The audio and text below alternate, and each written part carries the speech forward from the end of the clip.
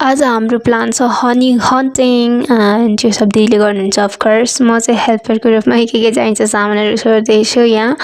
अनि एक साइडबाट यहाँ दिदीले निकाल्न नि थाल्नु भइसकेछ, म चाहिँ अर्को साइडमा प्रिपेयर गरिरहेको थिएँ। अनि हाम्रो घरमा चाहिँ 2-4वटा माउरीको घारहरू छ जुन चाहिँ घरको दुवै साइडमा छ। सो एकपट्टि दिदीले गर्दै हुनुहुन्छ अनि अर्कोपट्टि म प्रिपेयर गरिरहेको थिएँ। एनिवे यसपालि चाहिँ हामी 2वटा मात्रै घारबाट निकाल्दैछौँ बिकज प्रिपेयर नै 2वटा भइरहेको थियो।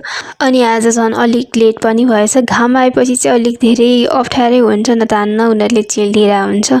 सो मैले त केही गरेन, बट दिदीलाई धेरैले चेलिसकेछ।